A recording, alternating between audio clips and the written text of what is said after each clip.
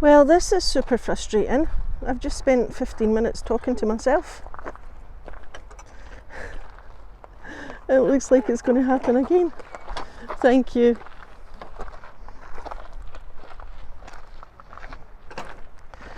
Oh, this is so not funny.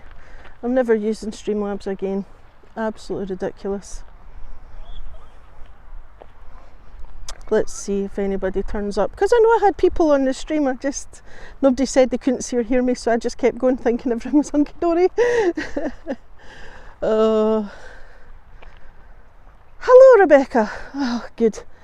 If anybody's still on the other version of this, could they tell everyone to come here? Please. Oh, you couldn't make this up. Hi. I was busy chatting away to you all, answering the questions and whatnot, and saying hello to everyone. Didn't realise you couldn't actually see or hear me. So I think we need a plan. So if that happens again, people go, we can't hear or see you, and shout at me. Hello.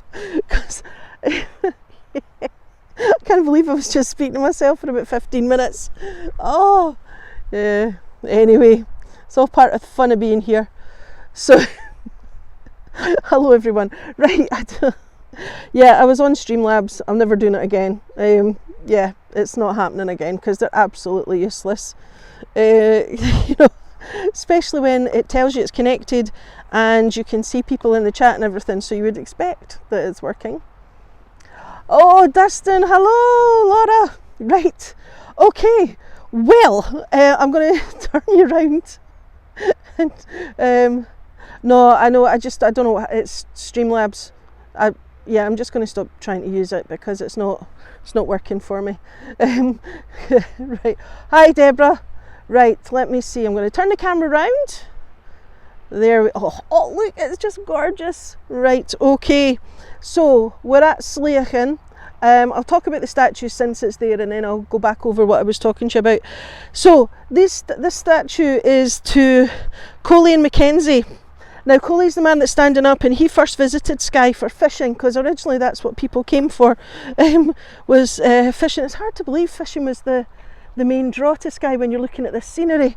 But yeah, at some point he saw other people climbing and decided he wanted to try the sport himself, and that's when he met Mackenzie, who's the guy that's sitting down. Now as you look at the two statues, they're actually really nice, and there's nobody in the way of the pictures, so I hope you're getting some really yes, Cynthia, I hope you're getting some nice screenshots. I'll just take it up slowly. Yeah, I just wanted to thank my sponsors on Buy Me a Coffee for supporting me, because that's helping me do things like this and go places when I'm not working and whatnot. So I really do appreciate you, and everyone that's bought me a coffee, again, thank you. I just wanted to say that because I sometimes forget when I'm just doing a quick one. Look at that view. Isn't that gorgeous? So as I turn round, that's the red Cuilins. So they're called the red. Oh, it's somewhere on the page somewhere on my profile, I think. Anyway, these are the red Cuilins, and you can see they're quite smooth and almost rounded. And then Glen Sligachan cuts them in half, or divides the red Cuilins from the black Cuilins. So the black Cuilins are much more rugged and sharp looking, you know. Actually, I think I'll need to go around the other side because of where the sun is. Now, yeah, now, after sort of several days on Skye, Cuilin actually decided that he needed some expert help, and that's when he got in touch with Mackenzie. Yeah. Hi. So you can see the statues up there. Yeah, so he got in touch with Mackenzie because he knew Mackenzie was a guide, and they started off like that, but they eventually became friends. Oh, the midges are out in force, the little darlings. I'm going to be covered in bites later, but never mind. Whew, you can see them. Did you see them on the screen there? Just flitting by. Now, over the years, the pair completed 10 ascents or 10 first descents. They were the first people to do it on Skye in the Cuilins, and they opened up a number of new routes. Now, the skills that Cuilin learned on Skye allowed him to become one of the greatest British mountaineers ever. Cuilin was a respected scientist. He was also a gentleman and was at the University College of London. In addition to climbing, his hobbies included fine wines and rare books. That's quite an interesting combination there. Isn't that beautiful? Just swing it round for you and let you have a... The heather is looking absolutely gorgeous. See, when I was driving up here, some of the hills had this most beautiful purple hue to them. That's the two of them there. And then you can see the bridges. Now it is going to go a bit funny because of where the sun is. Just ignore it as I come round. Now, Cuilin moved to Skye when he retired, and the two of them are actually buried next to each other.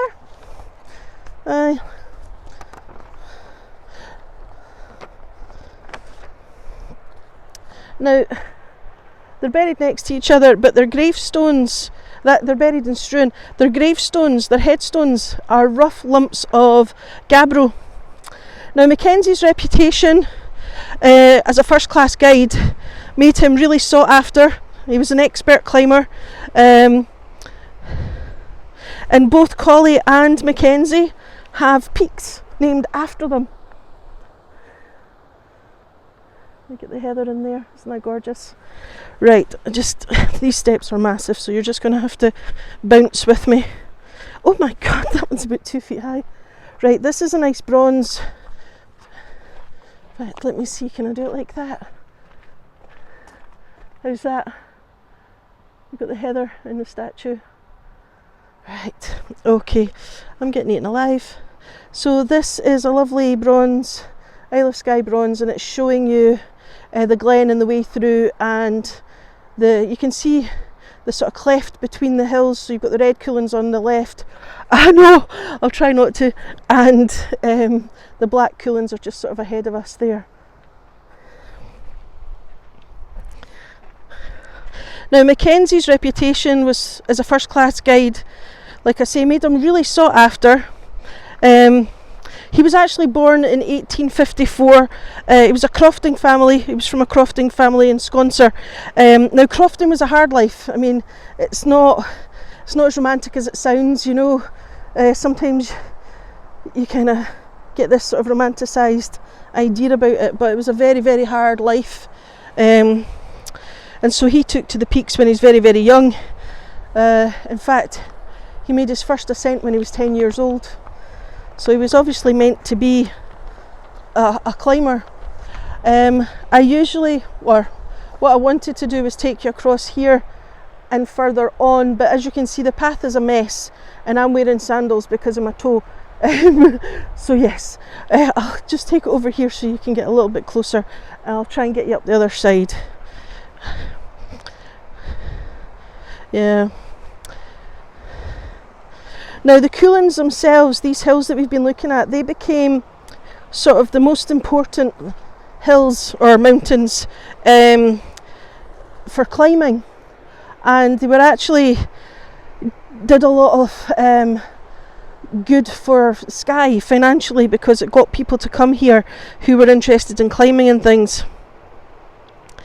Now, Mackenzie himself became Britain's first professional guide of alpine status, or standard rather, and people valued his knowledge and his safety record.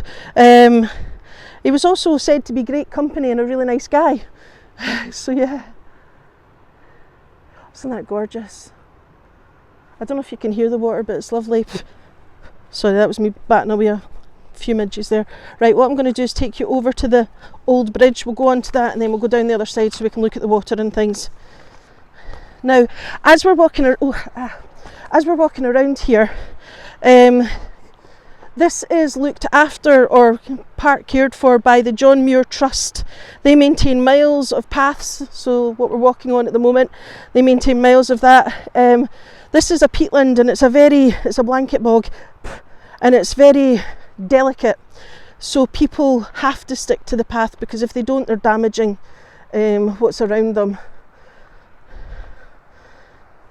Oh, the sun's just going down. Excuse me, I'm getting eaten alive. Right. So I'll just take you back there. Isn't that gorgeous? So yeah. Right. Yeah, so they carry out maintenance on the paths, and they also help replenish the natural ecosystem. They carry out habitat monitoring, wildlife surveys, and they look for new trends that are happening and see if there's any grazing pressures or things like that going on. Now the Sligachan peatlands, peat's the stage before coal, if you don't know what it is. Hi. It's moist and springy.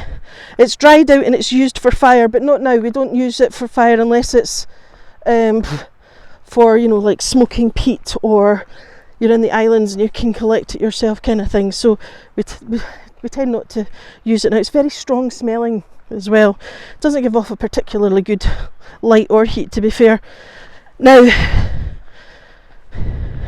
the peatlands here are extremely rich in vegetation, and it's got an enormous variety of different plants and animals.